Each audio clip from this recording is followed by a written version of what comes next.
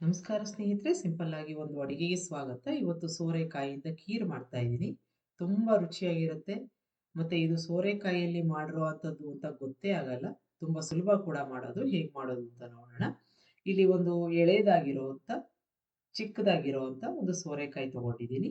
ಅದನ್ನ ಚೆನ್ನಾಗಿ ತೊಳ್ಕೊಂಡು ಅದರ ಸಿಪ್ಪೆ ಎಲ್ಲ ತೆಕ್ಕೊಂಡು ಬಿಡಬೇಕು. ಆದಷ್ಟು ಎಳೆದಾಗಿರೋದು ಮತ್ತೆ ಫ್ರೆಶ್ ಆಗಿರೋದು ತಗೊಂಡ್ರೆ ತುಂಬಾ ರುಚಿಯಾಗಿರುತ್ತೆ. ಈಗ ಸಿಪ್ಪೆ ತೆಕ್ಕೋತಾ ಇದ್ದೀನಿ.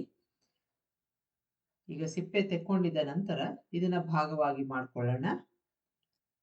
ತುಂಬಾ ಕಡಿಮೆ ತಿರುಳಿದೆ. ಬೀಜ ಇರಕೂಡ್ದು. ಅಕಸ್ಮಾತಾಗಿ ಬೀಜ ಇದ್ದಿದ್ದ ಪಕ್ಷದಲ್ಲಿ ಅದನ್ನ ತೆಗೆದು ಬಿಡಬೇಕು. ಈಗ ತೆಕ್ಕೊಂಡಿದ್ದೀನಿ. ಈ ತರ ತುಂಬಾ ದೊಡ್ಡದು ಅಲ್ಲ, ತುಂಬಾ ಚಿಕ್ಕದು ಅಲ್ಲ, ಆ ತರ ತುರಿ ಬರುತ್ತಲ್ಲ, ಹಾಗೆ ತುರ್ಕೋತಾ ಇದ್ದೀನಿ.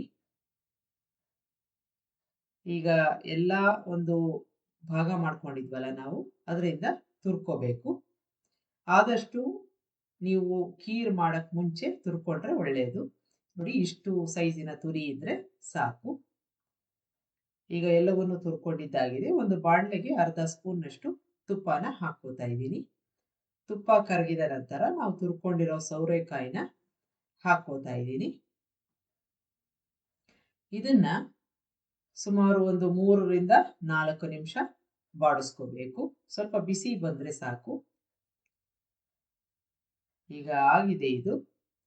ಇದಕ್ಕೆ ಸುಮಾರು 1 ಲೀಟರ್ ಅಷ್ಟು ಹಾಲನ್ನ ಹಾಕೋತಾ ಇದ್ದೀನಿ. ಉರಿ ಆದಷ್ಟು ಸಣ್ಣದಿರಲಿ.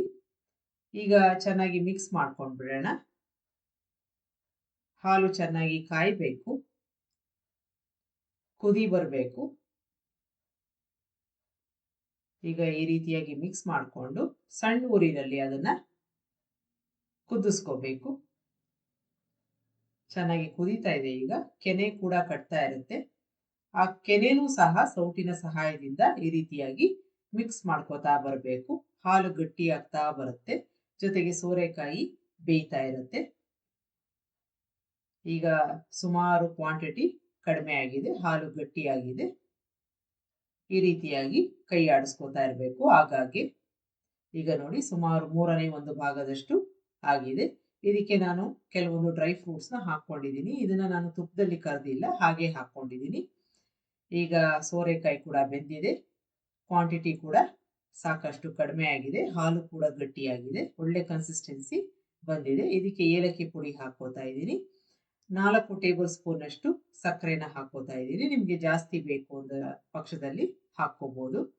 ಎಲ್ಲವನ್ನು ಚೆನ್ನಾಗಿ ಮಿಕ್ಸ್ ಮಾಡ್ಕೊಂಡ್ಬಿಡೋಣ. ಸಕ್ಕರೆ ಕೂಡ ಕರಗಬೇಕು. ಈಗ ಎಲ್ಲ ಮಿಕ್ಸ್ ಮಾಡ್ಕೊಂಡಾದ್ಮೇಲೆ ಸ್ವಿಚ್ ಆಫ್ ಮಾಡಿಕೊಂಡು ರೂಮ್ ಟೆಂಪ್ರೇಚರ್ಗೆ ಬಂದ ಮೇಲೆ ಸರ್ವ್ ಮಾಡಿ. ತುಂಬಾ ಚೆನ್ನಾಗಿರುತ್ತೆ. ನಿಮಗೆ ರೆಸಿಪಿ ಇಷ್ಟ ಆದಲ್ಲಿ ಲೈಕ್ ಮಾಡಿ, ಶೇರ್ ಮಾಡಿ, ಕಮೆಂಟ್ ಮಾಡಿ. ನಮಸ್ಕಾರ.